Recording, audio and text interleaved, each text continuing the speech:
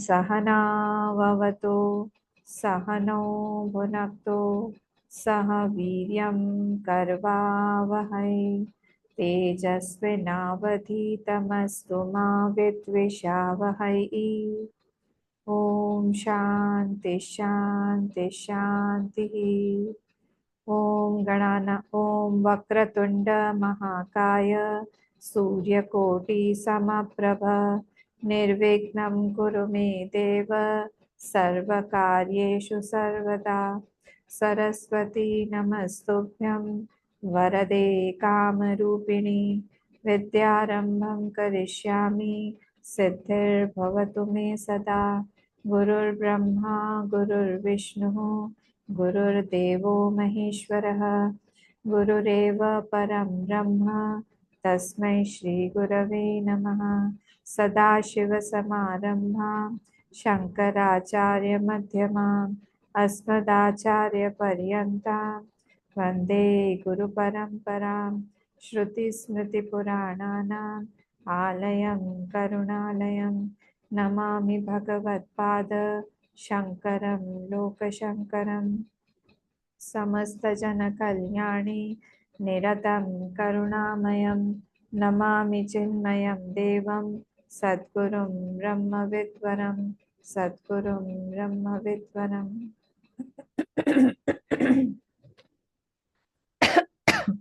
ॐ पार्थाय प्रतिबोधितां भगवता नारायणेन स्वयं व्यासेन ग्रथितां पुराणमुनिना मध्ये महाभारतम् अद्वैतामृतवर्षिणी भगवती अष्टादशाध्यायिनी अम्ब त्वामनुसन्दधामि भगवद्गीते भवद्वेषिणी।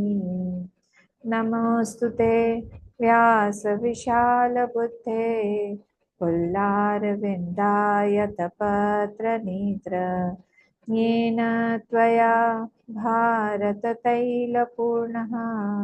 प्रज्वालितो ज्ञानमयप्रदीपः प्रपन्नपारिजाताय स्तोत्रवैत्रैकपाणये ज्ञानमुद्राय कृष्णाय गीतामृतदुहे नमः। सर्वोपनिषदो गावः दोग्धा गोपालनन्दनः पार्थो वत्स सुधीर्भोक्ता दुग्धं गीतामृतं महत्। वसुदेवसुतं देवं कंसचाणूरमर्दनं देवकी परमानन्दं कृष्णं वन्दे जगद्गुरुं कृष्णं वन्दे जगद्गुरुं। 21st श्लोक।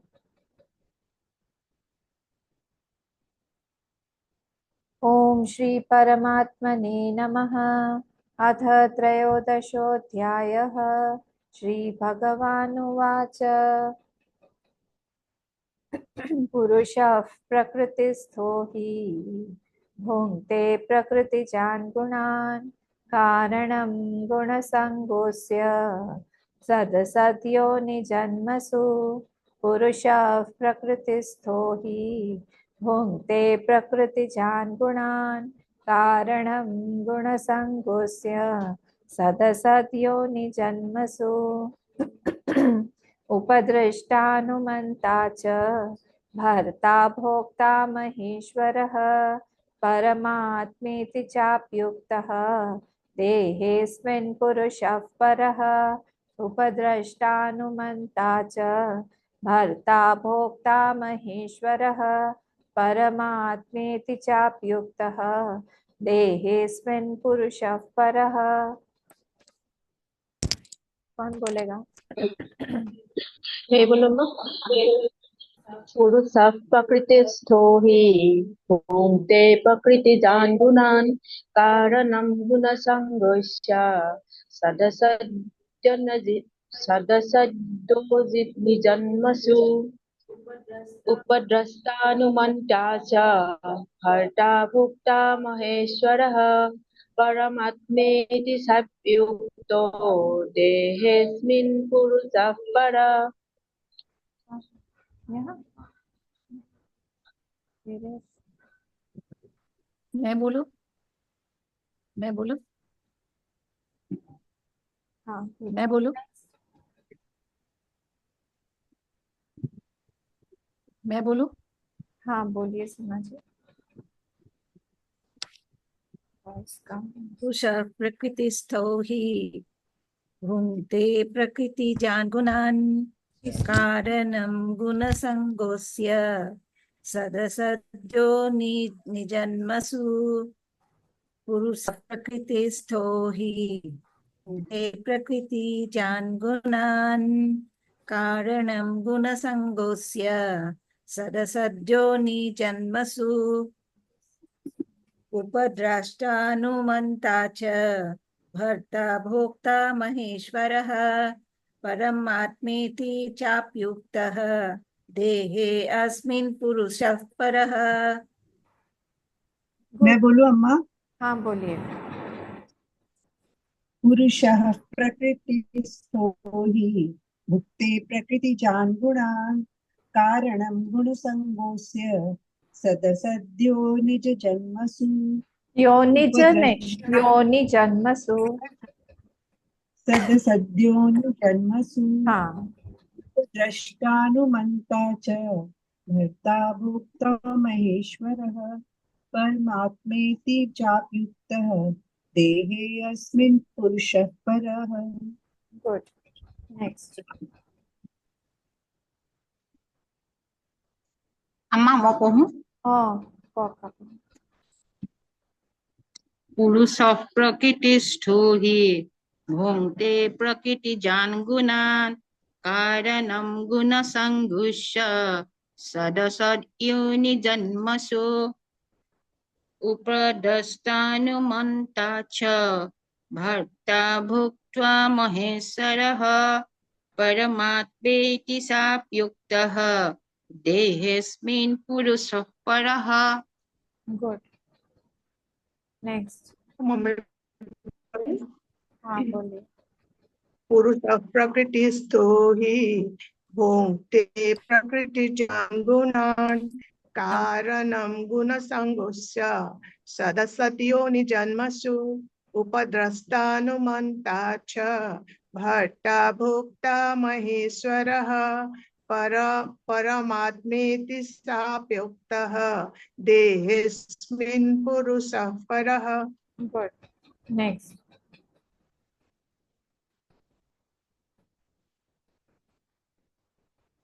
नहीं बोल रहे हैं तो नेक्स्ट पे जा रही हूँ मैं। 23rd श्लोक। य एवं वेत्ति पुरुषं प्रकृतिं च गुणैः सह सर्वथा वर्तमानोऽपि न स भूयोऽभिजायते। य एवं वेत्ति पुरुषं प्रकृतिं च गुणैः सह सर्वथा वर्तमानोऽपि न स भूयोऽभिजायते। ध्यानेनात्मनि पश्यन्ति केचिदात्मानमात्मना अन्ये सांख्येन योगेन कर्मयोगेन चापरे। ध्यानेनात्मनि पश्यन्ति केचिदात्मानमात्मना अन्ये सांख्येन योगेन कर्मयोगेन चापरे। मैं बोलूं अम्मा? हाँ बोलिए। य एवं वेत्ति पुरुषं प्रकृतिं च गुणैः सह सर्वथा वर्तमानोऽपि न स भूयोऽभिजायते। ध्यानेनात्मनि पश्यन्ति केचिदात्मना केचिदात्मना केचिदात्मनमात्मना केचिदात्मानमात्मना। केचिदात्मानमात्मना अन्ये सांख्येन योगेन कर्मयोगेन चापरे। गुड। नेक्स्ट। बैड।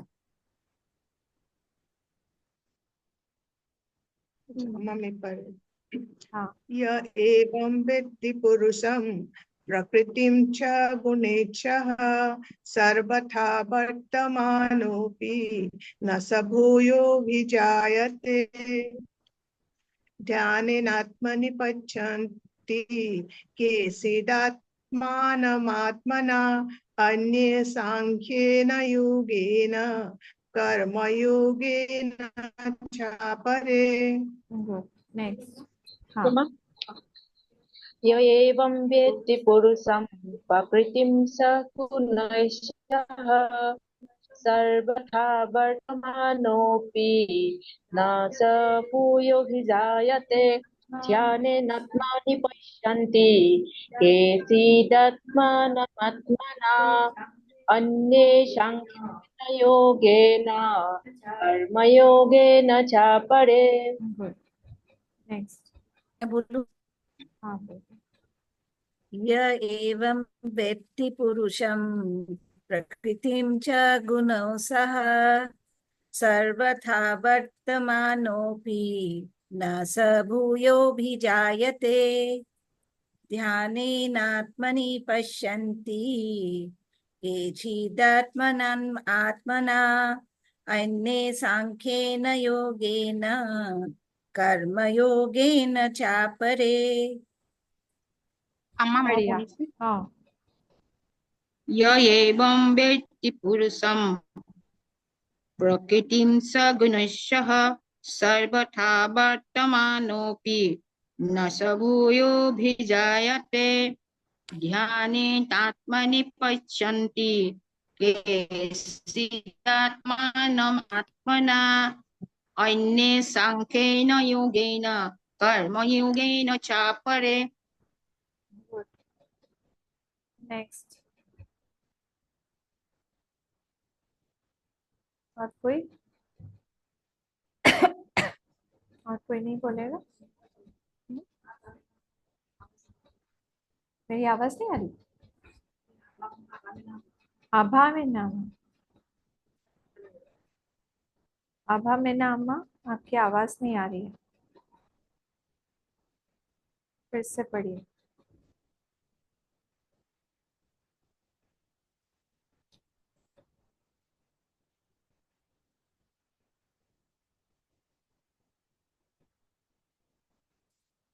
नहीं आ रही आवाज। आवाज क्यों नहीं आ रही है आभा में नाम? चलिए, और किसी को पढ़ना है?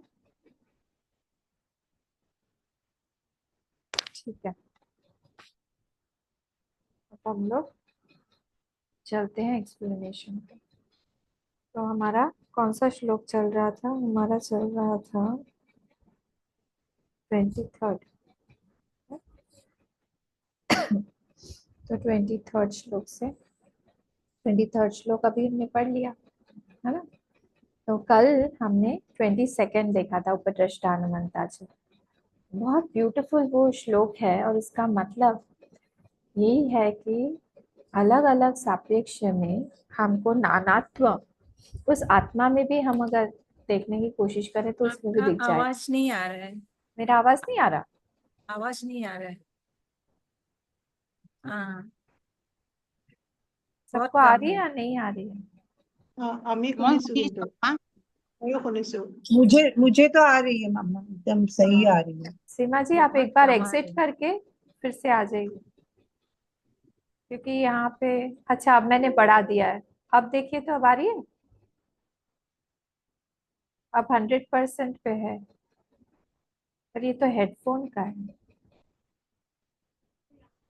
आ रही है ना आवाज? सीमा जी, एक बार एग्जिट करके एंटर करिए फिर से, तो हो सकता है। ठीक है, तो वही वही जो एक आत्मा है, उसके ही बहुत सारे ढेर सारे नाम दिए हुए हैं।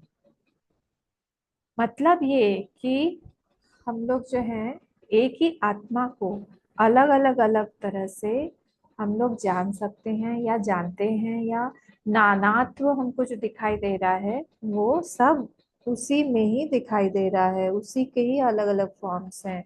जब हमको नानात्व दिखाई दे तब हमको मन में यही सोचना चाहिए कि ये सारी की सारी चीजें उसी आत्मा में ही, ब्रह्म में ही दिखाई दे रही हैं। हमने एक एक वर्ड को देखा था कि वो किस सापेक्ष में बताई गई थी। उपद्रष्टा कैसे था, अनुमंता कैसे था। हमारे जीवन में ये सारे के सारे वही भगवान ब्रह्म जो भी आप बोले वो इस तरह से हैं। भर्ता, भोक्ता, महेश्वर, और last but not the least परम ईश्वर, मतलब परमात्मा इति उच्यते, और पुरुष पर, परम पुरुष। तो परम पुरुष या परमात्मा जब उसको बोल दिया तो वो सांख्य के जो दो सत्य है, मैंने कल बताया था, सांख्य के फिलॉसफी के हिसाब से उन लोगों के पास में दो सत्य, दो सत्य हो ही नहीं सकते। बताया था ना कल, यद दृश्यम तद जड़म, यद जड़म तद नष्टम, यद नष्टम तद मिथ्या। तो अगर कहीं पे भी ऐसा हो रहा है कि दो सत्य हो गए, तो उन लोगों की फिलॉसफी में प्रकृति भी सत्य है, पुरुष भी सत्य है। तो अगर ये दोनों दोनों सत्य हैं तो दोनों ही एक दूसरे के क्या हो जाएंगे, दृष्टा हो जाएंगे, है ना। तो जब दृष्टा हो जाएंगे, दोनों ही एक दूसरे के दृश्य हो जाएंगे एक दूसरे के, तब क्या होगा, दोनों ही जड़ हैं। क्यों, यद दृश्यम तत् जड़म, यद जड़म तत् नष्टम, यद नष्टम तत् मिथ्या। तो इसीलिए दोनों ही मिथ्या हो गए एक दूसरे के लिए, है ना। तो इसीलिए दो सत्य नहीं हो सकते हैं। और जब ये 19th वाला श्लोक था, तब ये सांख्य वाले बहुत खुश थे। यहाँ पे प्रकृति और पुरुष दोनों का ही नाम लिया है भगवान ने।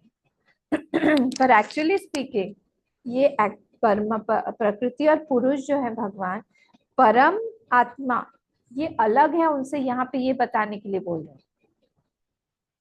वो परमात्मा अलग है जो इन लोगों से भी अलग है, इसलिए यहाँ पे बोला परमात्मेति चाप्युक्त देहेस्मिन् पुरुष पर, इस देह से भी पर है। तो ये देह किससे बना हुआ है, ये देह जो है ये अपरा प्रकृति से बना हुआ है।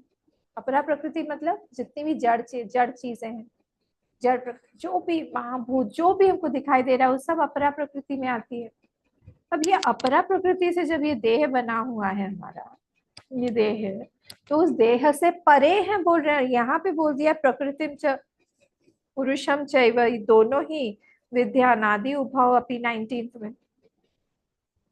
तो भगवान हमारा अटेंशन लेके जा रहे हैं कि तुम ये सारी के सारी चीजों से, मतलब अव्यक्त से, देह से, बुद्धि से तक, जितना भी तुमको दिखाई दे रहा है ये अपरा ज्ञान, इस अपरा प्रकृति से ऊपर परमात्मा है, इन लोगों से लिप्त नहीं है, इन चीजों से लिप्त नहीं है, इस चीज को जानो।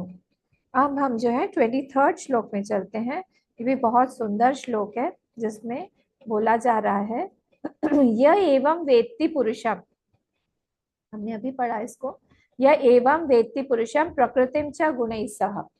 जब इस पुरुष को, कौन सा, ये परम पुरुष को जब ये साधक जब जानता है, ये साधन का श्लोक है, साधना का श्लोक है, जब जान लेता है कैसे अलग अलग करके प्रकृति कौन है, पुरुष कौन है, दोनों को अलग अलग करके जान लेता है कि क्षेत्र जो इस स्टार्टिंग में, जो इस श्लोक, इस चैप्टर के स्टार्टिंग में हम लोगों ने देखा था, एक को बोला था क्षेत्र, एक को बोला था क्षेत्रज्ञ, वो तो वर्ड्स खो ही गए हमारे। तो जो क्षेत्र था वो पूरा अपरा प्रकृति, जितनी भी हमको जड़ प्रकृति दिखाई देती है सब की सब। तो उससे जब हम अलग करते हैं चेतन को, तब क्या होता है, तब जाके यह एवं वेत्ति पुरुषम प्रकृतिम च गुणैः सह। और जब वो पुरुष को और प्रकृति को, प्रकृति का जो गुण है, विकार है, उन सब के साथ में अलग अलग करके वो देखता है, तब क्या होता है, सर्वथा वर्तमानोपि, जो भी कुछ ये कर रहा है, ये चैप्टर 6 में भी ये वर्ड आया है, सर्वथा वर्तमानोपि, मतलब कुछ भी कर रहा है, कर्म से डिफरेंस नहीं होता है। ये चाहे झाड़ू लगा रहा है, चाहे ये श्मशान में कोई काम कर रहा है, चाहे ये जल्लाद का काम कर रहा है, चाहे ये बहुत अच्छा कोई सैनिक है, या फिर महापुरुष है, या फिर ये जो है पंडित है या फिर ब्राह्मण है, शूद्र है, कुछ भी उससे फर्क नहीं पड़ता है। अगर इसके पास में ये ज्ञान है अलग अलग अलग अलग करके देखने का, सेपरेट सेपरेट करके देखने का, पुरुष को और पूरा प्रकृति को अलग करके देखने का, सब भूयो अभिजायते, न सब भूयो अभिजायते, न भूल गई मैं, न सब भूयो अभिजायते, फिर से वो भूय मतलब फिर से, न सब भूयो अभिजायते मतलब फिर से उसका जन्म नहीं होता है। कितनी बढ़िया बात है।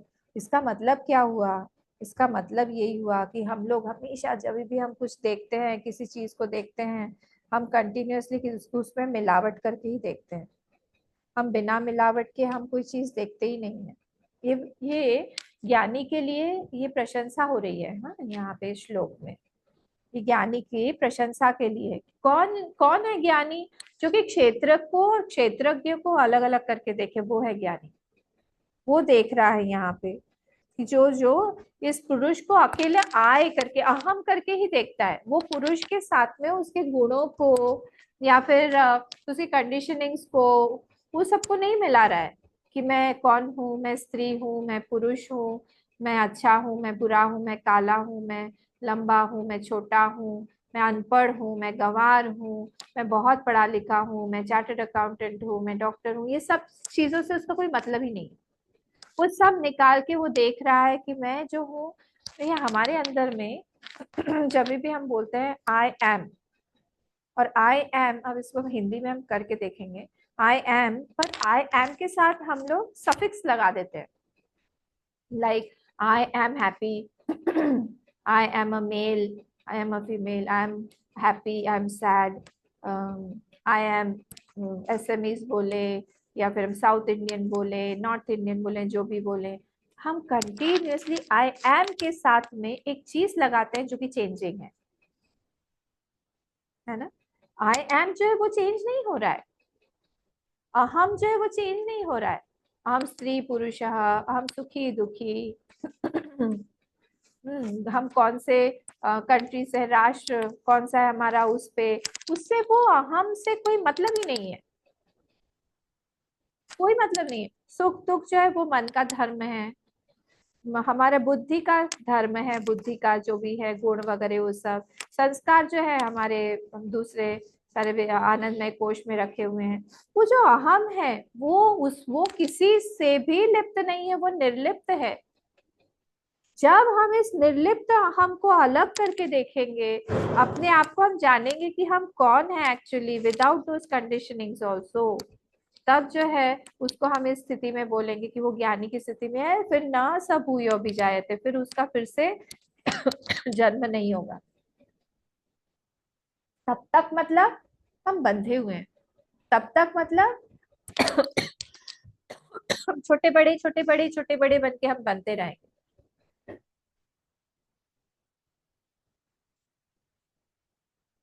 हम लोग ऐसे ही होते रहेंगे, ऊपर नीचे ऊपर नीचे ऊपर नीचे हम जाते रहेंगे। तो इसीलिए ये जो क्षेत्रज्ञ जो बोला था ना, कौन से श्लोक में बोला था, देखिए, क्षेत्रज्ञ बोला था, क्षेत्रज्ञ चापी माम विद्धि सर्व क्षेत्रेषु भारत, जो सेकंड श्लोक में था, वो मैं हूं। जो हम उस पुरुष को जब हम जानते हैं बाकी के क्षेत्र को हटा के, क्षेत्र कौन सा है, 5th और 6th श्लोक, हमने दोनों को मिला दिया है। जो चीज मिल नहीं सकती उसको मिला दिया है। बालू और तेल कभी मिल सकता है क्या? हमने उसको मिला दिया है। मिला के हम खुद ही परेशान हो रहे हैं, कैसे मिल गया, कैसे मिला? नहीं भाई, नहीं मिल सकता है। नहीं, पर हमको तो दिखाई दे रहा है मिला हुआ है, नहीं मिल सकता है। आकाश को गीला करके देखिए आप, आकाश और पानी को मिलाइए, कभी होगा क्या गीला? नहीं होगा। आकाश और अग्नि को मिलाइए, कभी होगा क्या? नहीं होगा। धुआं धुआं आकाश को मलिन नहीं कर रहा है, धुआं तो वो हवा का वो है, आकाश को कोई मलिन नहीं कर सकता है। धुआं आकाश की प्रॉपर्टी नहीं है, वो वायु की है। तो इसीलिए यहाँ पे यही बोल रहे हैं कि मैं कौन हूँ, मैं unattached, I am not attached at all to anything. मैं एक सीयर हूँ, मैं विटनेस हूँ, मैं विटनेस को क्या बोलेंगे हम, मैं दृष्टा हूँ। मैं दृष्टा हूँ, सारी की सारी चीजों का मैं दृष्टा हूँ। और दृष्टा मतलब क्या? मेरे ही ऊपर ये सारी की सारी चीजें जो है दिखाई दे रही हैं। वेत्ति यह एवं वेत्ति पुरुषम प्रकृतिम च, दोनों को वो वेत्ति मतलब जान रहा है, ध्यान दीजिएगा। वेत्ति पुरुषम और प्रकृतिम दोनों को वो जान रहा है अलग अलग, पुरुष को भी वो अलग से जान रहा है और वो प्रकृति को भी अलग से जान रहा है। और प्रकृति को कैसे जान रहा है? वो ये जान रहा है कि ये सारे के सारे गुण ही सह, ये सारे के सारे जितने दो वर्ड्स है यहाँ पे, विकार और गुण, याद है आपको 19 श्लोक का सेकेंड लाइन, विकार और गुण। जो भी प्रकृति गुण हमको दिखाई दे रहा है, विकार हमको दिखाई दे रहा है, ये किसका है, कहाँ का है? ये सारा का सारा प्रकृति का है, हमारा नहीं है, प्रकृति का है, अहम का नहीं है। तो गुणई सह जब हम लोग बोलते हैं तो गुणई सह मतलब शरीर का भी, शरीर को भी हम लोग उसमें ले लें गुण में। मतलब अगर आपको याद हो विकार जो था ना, विकार कहाँ था? विकार वो पंच महाभूत था, सारा का सारा। जब वो पंच महाभूत इंटरैक्ट करने लगते हैं ना एक दूसरे के साथ में, तब क्या होता है? जब वो इंटरैक्शन शुरू होता है, इंटरैक्शन से ही वो वहां पे गुण बनते हैं, जो कि हमारे अंदर सुख दुख लाभ हानि ईर्ष्या द्वेष मद मात्सर्य ये जब सब आते हैं, इसको हम लोग बोलते हैं गुण। वो गुण किसका है? वो भी प्रकृति का है, मेरा नहीं है। जो ये कंटिन्यूसली जानता रहता है मैं अनभिज्ञ हूँ, सॉरी मैं निर्लिप्त हूँ। देखिए हम लोग एग्जाम्पल भी देखेंगे इसका। सर्वथा वर्तमानोपि न स भूयो भी जायते, कुछ भी वो काम कर रहा है उसको कोई फर्क नहीं पड़ता। देखिए एक श्लोक आता है कृष्ण भोगी, मैं कई बार इस श्लोक को बोल चुकी हूँ, तो आप लोगों को भी याद हो गया होगा। किसी को याद है ये वाला श्लोक? कृष्ण भोगी शुकस त्यागी राजानो दशरथ राजानो जनक राघवो वशिष्ठ कर्म करता च षड एते क्या है, षड पंचैते, सॉरी पांच है ना, पंचैते ज्ञानी न समा। जैसे कृष्ण भोगी शुकस त्यागी, कृष्ण जो है वो भोगी है, हमको लगता है, मैंने बताया था आप लोगों को कैसे वो भोगी नहीं है, और हमको हमेशा क्या लगता है कि वो भोगी है, बहुत बड़े भोगी है। क्यों? 16,108 पत्नियों के साथ में भोगी नहीं रहेगा तो कौन रहेगा? श्री कृष्ण भोगी शुकस त्यागी। सुखदेव जी महाराज तो बहुत त्यागी है। सुखदेव जी महाराज जो है वो तो बिल्कुल त्याग की प्रतिमूर्ति है। क्यों? वस्त्र भी नहीं पहनते, दिगंबर रूप में रहते हैं, हमेशा 16 वर्ष की आयु के हमेशा ऐसे ही रहते हैं। ठीक है, तो कृष्ण भोगी शुकस त्यागी राजा नौ जनक राघव, दो राजा है, कौन? जनक और राघव, मतलब राम जी, जनक जी और राम जी। जनक जी जो है ज्ञानी महात्मा, जनकपुर में रहते हैं। राम जी जो हैं भगवान के अवतारी हैं, वो भी ज्ञानी हैं, ज्ञान तो उनको होगा ही। जनक राघव वशिष्ठ कर्म करता च, बोले और ये वशिष्ठ ऋषि जो है ये कौन है? मंत्री, प्रधानमंत्री के उसमें है, वो बहुत सारा सब एडमिनिस्ट्रेशन में है, सब देख रहे हैं क्या कहाँ पे क्या जरूरत है, काम है, ये है वो है, सबकी किसी को पनिशमेंट देना है, किसी को कुछ करना है, कहीं पे कुछ गिफ्ट देना है, सब कौन दे रहा है? वशिष्ठ मुनि। कर्म करता च पंचैते ज्ञानी न समा, ये पांचों के ज्ञानी जो है, जिनका जो कर्म है वो अलग अलग है। इसमें आप और भी कैटेगरीज डाल दीजिए, इसमें इस श्लोक में पांचों का ही नाम लिखा हुआ है, पर इन पांचों की स्थिति जो है वो एक ही है। सोचे, पांचों की स्थिति एक ही है, चाहे कुछ भी कर रहे हो, चाहे आपको दिख रहा हो भोग वाले हैं, चाहे आपको दिख रहा हो कि जैसे अगस्त्य मुनि थे, अगस्त्य मुनि को बोला जाता था कि सर्वभक्षी है, कुछ भी खा सकते हैं, पूरा का पूरा आप सोचो समुद्र को ही पी गए। तो समुद्र को कुंभज बोला जाता है, इसलिए कुंभज ऋषि पूरे के पूरे इसको ही पी गए, सागर को ही, अगस्त्य मुनि। तो वो भी निर्लिप्त है, वो भी ज्ञानी। ये वाली स्टोरी सुनाई थी ना मैंने, एक बार गोपियों को जाना था उस पार, ले आप फिर से सुना दीजिए, भगवान की कथा है। गोपियों को जाना था उस पार, तो उस पार जाना था। सब इन लोगों को, गोपियों को समाचार मिला कि अगस्त ऋषि जो है आए हुए हैं उस तरफ। सब भिक्षा विक्षा सब रेडी किया इन्होंने, खूब सारा पकवान बनाया, मेवा पूरी हलवा सब कुछ अच्छा अच्छा बनाया, जाने के लिए तैयार। उतने में बारिश, खूब बारिश खूब बारिश खूब बारिश। और सारा का सारा जो यमुना जी था, अब यमुना जी में पूर आ गया, मतलब यमुना जी बढ़ गई और वहां पे कोई नाविक ही नहीं था। उस पार जाए कैसे, इतना सारा खाना भी वेस्ट हो जाएगा और वो भी भूखे रह जाएंगे।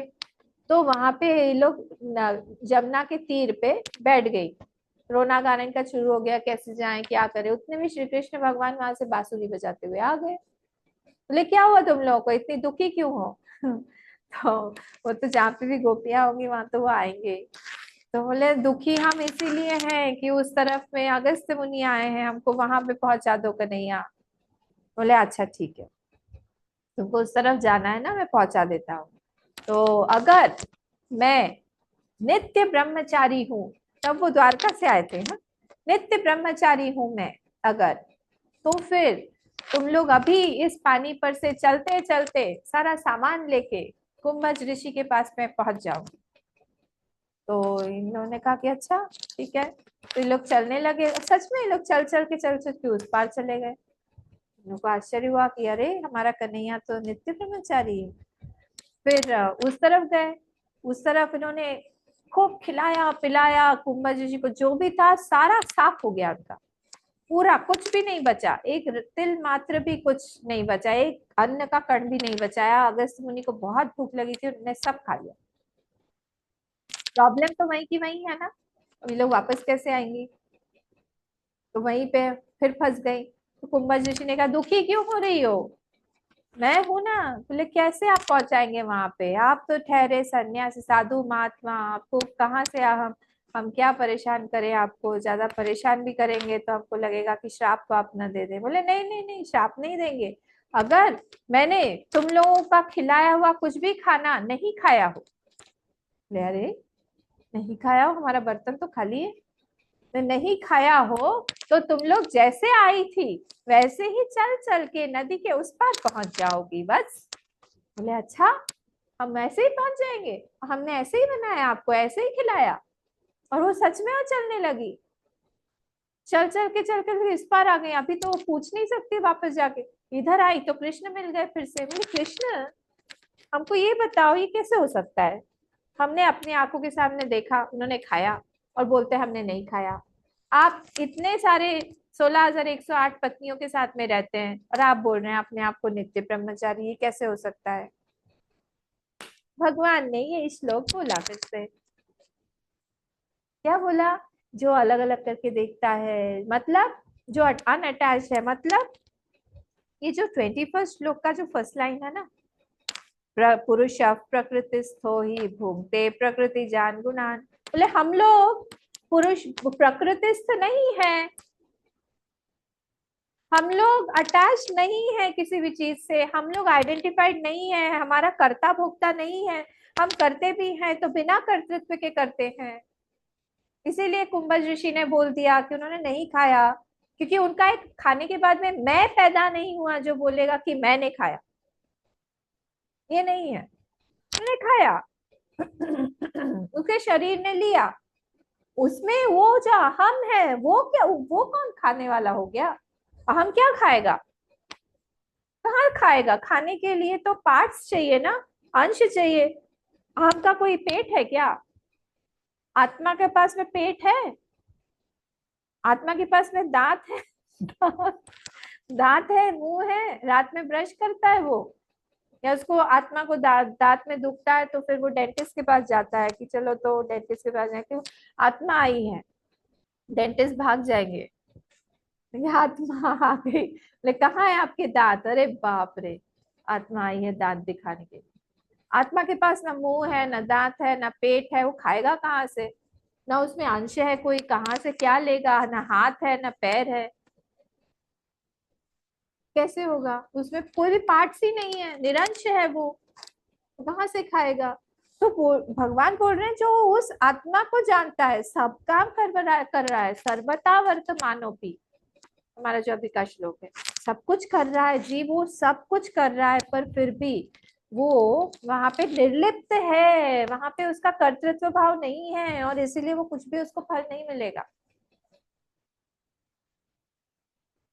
गुरुदेव की आज थोड़ी बात कर लेते हैं। गुरुदेव एक स्टोरी सुनाते थे और बहुत ड्रामेटाइज करते थे, मैं वैसा नहीं कर पाऊंगी, पर वो बोलते थे, Krishnamurthy, there was a person called Krishnamurthy, और कृष्णमूर्ति ही बिकेम अ क्रिमिनल, वो क्रिमिनल बन गया। अब कृष्णमूर्ति ने मर्डर कर दिया। मर्डर करने के बाद में पूरे के पूरे साउथ की पुलिस उसके पीछे लग गई। कहाँ है कृष्णमूर्ति, वेयर इज कृष्णमूर्ति? सब लोग जो है उसको ढूंढने लगे। The whole police force was after him, but they could not find Krishnamurti. Where was Krishnamurti? Krishnamurti went to Haridwar. There he made a ashram, and there he became Swami Krishnananda, and he started staying there as a saint. So saint बन के वहां पे he started staying. And then this police force was trying to search him in and out, everywhere they searched, but they could not find him. अब क्या हुआ? Once somebody called them and they told him that Krishnamurti, you are searching, he has gone to Haridwar and he is staying in such and such ashram. Go and find him. The whole police force went. There were so many jeeps, there were so many cars. They all went to Haridwar and then they went to that ashram. The inspector was there. He went inside and then he knocked the door. Knock. There was no sound from inside. Nobody opened the door. Again he knocked. Knock. कोई है क्या अंदर? बताओ, जल्दी आओ बाहर. Again and again they were knocking. When there was no noise from inside, they broke the door open. They crashed into it. And when they crashed into it, they saw, what did they see? They saw a person with a long beard and with a orange garment, and he was sitting like that in a samadhi pose. When they went and they tried to hold him, he just fell. He was not there anymore. मतलब वो मर गए थे. He fell down. So when this policeman, they saw that he has already fallen, he is not there. The inspector took out his cap and he put it under his arm, and then he saluted him, and then opened his file. Then he wrote their case dismissed. Why? Because that Krishnamurti is not there anymore. So the file is now closed. The file won't be open. समझ में आया आप लोगों को? क्या समझ में आया बताइए इस कहानी से? क्या समझ में आया?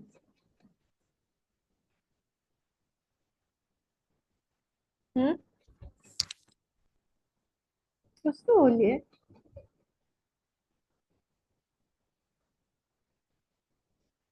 नहीं समझ में आया कुछ भी? अच्छा, कहानी समझ में आई कि नहीं? क्या थी कहानी?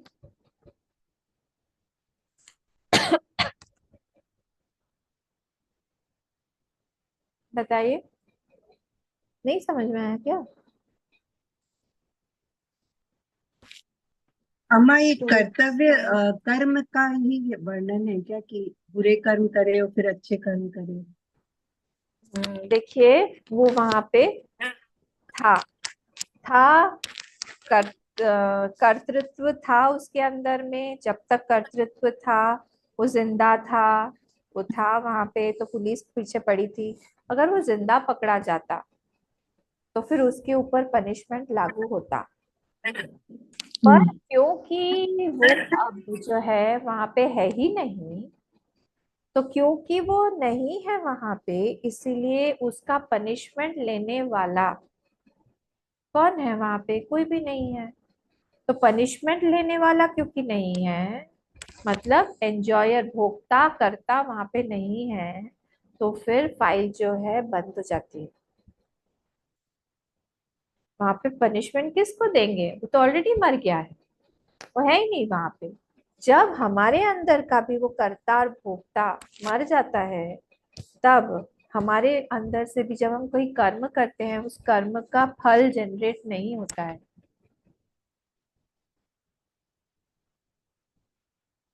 नहीं होगा तब जनरेट, क्योंकि वहां ये क्या हुआ? कुछ नहीं, कुछ नहीं गुरुदेव, गुरुदेव हंसते होंगे। इसको बाद में उठाना, चलो इसको उधर रख। तो अम्मा फिर इसका यही मतलब हुआ ना कि कर्ता भोक्ता नहीं है तो कर्म का फल ही मिलेगा, तो पुनरपि जन्म और पुनरपि मरण मरण कुछ नहीं होगा। कुछ नहीं होगा, हम्म। कुछ भी नहीं होगा, पुनर्जन्म भी नहीं होगा, मरण भी नहीं होगा, क्योंकि अब जो है वो वहां पे करता ही नहीं है, कोई भी नहीं है। तो क्योंकि करता नहीं है तो फिर अब वहां पे भोक्ता भी नहीं है, कर्ता भोक्ता दोनों ही नहीं है।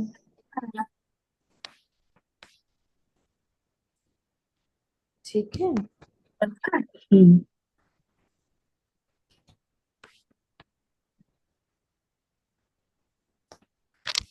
एक मिनट, हाँ लैपटॉप पे ना थोड़ा सा पानी गिर गया है।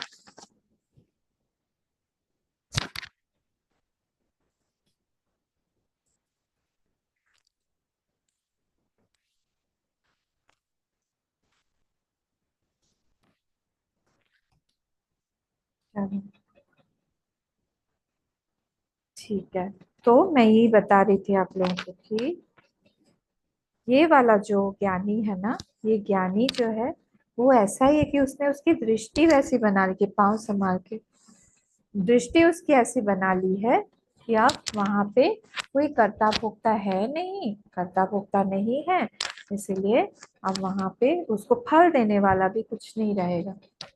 तो अब उसका सुख दुख ये सारी, ये सब ज्ञानी की स्थिति है, अब उसका नहीं आएगा, उसको नहीं मिलेगा। इतनी बढ़िया बात है ना। तो ये वाली स्थिति जो है हम सब लोगों की इसी जन्म में हमको मिलनी चाहिए। सर्वथा वर्तमानों भी न स भूयो भी जायते। ठीक है। आज जो है हम लोग यहीं पे खत्म करते हैं 23rd श्लोक का। 24th श्लोक जो है हम लोग नेक्स्ट थर्सडे, हाँ थर्सडे, थर्सडे फ्राइडे थर्सडे को देखेंगे।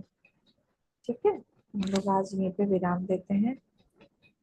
10 मिनट है अभी, और फिर देखेंगे। ओम पूर्णमदः पूर्णमिदं पूर्णात् पूर्णमुदच्यते पूर्णस्य पूर्णमादाय पूर्णमेवावशिष्यते। ओम शांति शांति शांति। हरि ओम श्री गुरुभ्यो नमः। हरि ओम।